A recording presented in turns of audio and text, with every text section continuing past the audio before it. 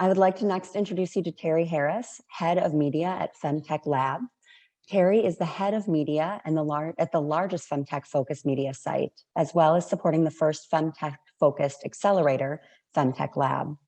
Through her work with both FemTech Live and FemTech Lab, Terri has her finger on the pulse when it comes to reproductive health educator, to FemTech, staying ahead of the latest trends and investments. Terri is also a sexual and reproductive health educator who has worked in the Middle East, East Africa, and the UK, supporting women, girls, and people who menstruate to be more conscious of their bodies and the power they hold. I'll turn it over to you, Terri.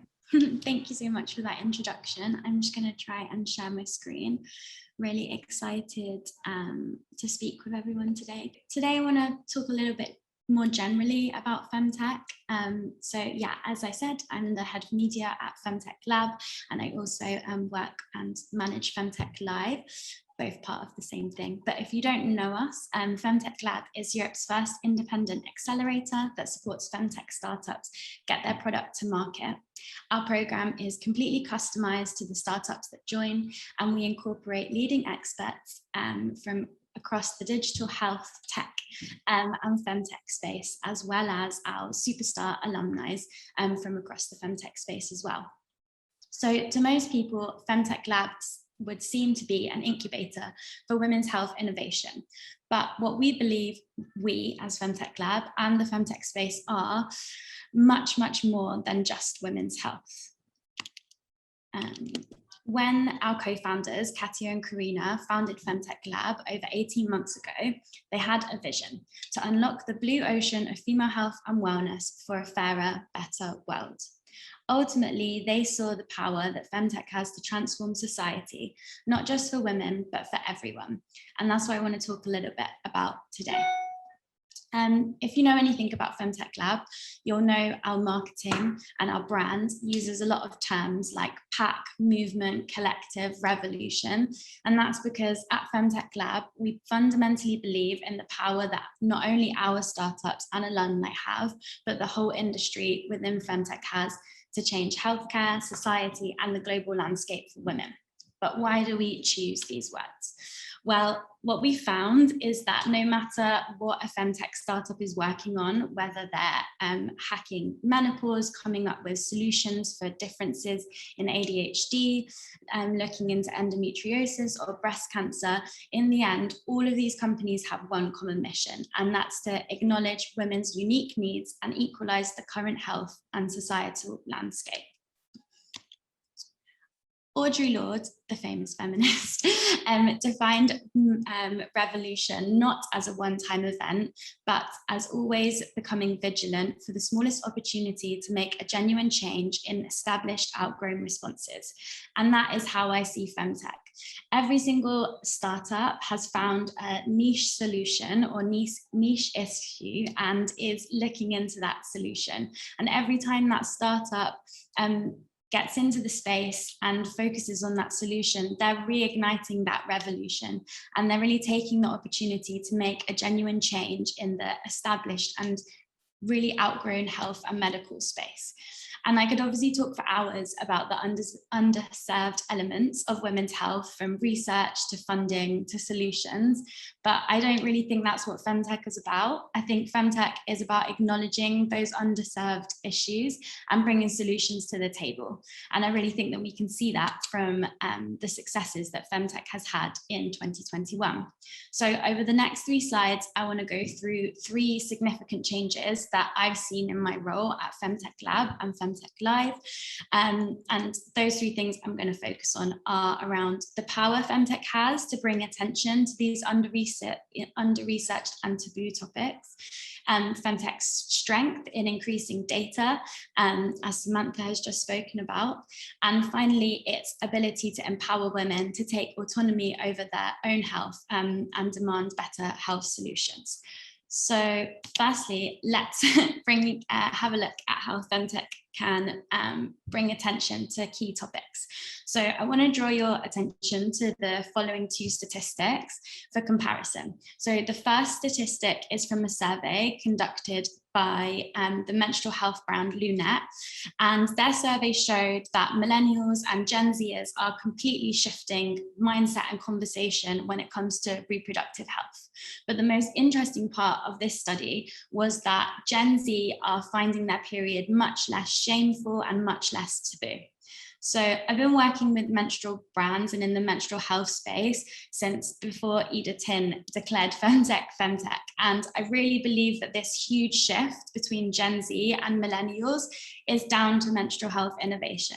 Yes, I'm talking about period tracking apps, reusable period cups, menstrual wellness brands, all of those fabulous FemTech startups. They have completely changed the narratives around periods in the last 10 years. So much so that now young people, those ones that were surveyed in that Lunette research, are not seeing their periods as gross, taboo, or even a barrier to their everyday life. These startups, through their community building, marketing, branding, Instagram accounts, have revolutionized the way that everyone who menstruates see their period. And if we look at the second statistic, for comparison, this is from a recent UK government survey on menopause, and it shows that almost a third of all women in the UK find menopause a difficult topic to discuss, especially in the workplace. So what's the main difference between these two statistics? As we probably know, innovation in menopause has been really low up until now, and that's mainly due to the difficulty in convincing investors that it's a viable solution category. But what this has meant is that menopause is still seen as taboo for everyday women because there hasn't yet been that narrative change, and these menopause brands haven't had their moment in the femtech space. And so I'm bringing these stats to attention because I really believe it shows the power that femtech brands have to change people's perceptions on key topics that have been silenced and shunned for so long. It will be exciting, and I'm very excited to see how topics like menopause and others continue to grow in popularity as the following years take hold and more brands like this get their space or their limelight in the femtech space. So that's just one superpower I think that femtech has. The second femtech superpower, Samantha had spoken a lot about it, is around providing data to these under-researched topics. So if we think that pre-femtech, period tracking apps and ovulation predictors like Glow and Clue before they came about, the only real data we had on the menstrual cycle was quite small. A lot of it was mainly qualitative, and if it was quantitative, it was from mice. So there wasn't a lot of data around women's menstrual cycles. And despite the recent scandals that Samantha touched on in her presentation, these tracking apps are also very trusted by their users, and that has a lot to do with community branding and also the community element that they've created to their brand. So for instance, when the recent COVID-19 pandemic hit and everyone around the world who has a period were noticing changes to their menstrual cycle for the prolonged period of lockdown, after the COVID-19 vaccination, even after testing positive for COVID, these apps were there to show us the reality. So there were many doctors and professionals worldwide gaslighting women, telling them not to worry, that nothing was wrong. And apps like Natural Cycles, Clue, and World AI, they were using their data consensually to study the facts and show the reality of what was really happening to women. And we already see the benefit of this, not only in calming women's worries, but also in a global view and perception to take women's bodies into account in clinical trials. It's been over 20 years since the National Health Institute mandated women's bodies to be included in clinical trials, and this still doesn't happen fully. We still have a lot of research that doesn't include female patients. So it's really important that we have these data sets of what people's cycles are really like. And the fact that we have these apps means that we have such large and rich data sets. No individual researcher could collect these themselves. So they're really, really important. And I really believe that as the scientific community learns more about menstrual cycles and other reproductive health through these data sets, that knowledge will hopefully trickle down to healthcare providers and lead to better healthcare for all. Now, I think that's pretty revolutionary. finally, that's not the only revolutionary thing I think FemTech has. And I think that all of this data, but also this ability to track the changes in your body, has really created a lot of bodily autonomy for women around the world. And so yeah, I'm going to come to my final point, which is around increasing autonomy. And yeah, I basically just want to say that FemTech has provided women with a massive knowledge base. From period tracking apps to menopause brands, there's so much fantastic content out there. And this has really made women more inquisitive about their bodies. And with that increased knowledge comes like the understanding that there's just not enough research out there. So I think women are using these FemTech products now to take ownership of their health and play an active role in their health outcomes. And they're really utilizing FemTech products to look at their whole body and how this can affect every aspect of their life. And I think we saw that in 2021. One of the biggest trends in FemTech was cycle care apps like Moody and Genis, and they've really educated their customers. So I guess the last thing I will say is that with all of that in mind, I hope I've convinced you of the power of FemTech to go beyond digital health and be a force of real change in the world.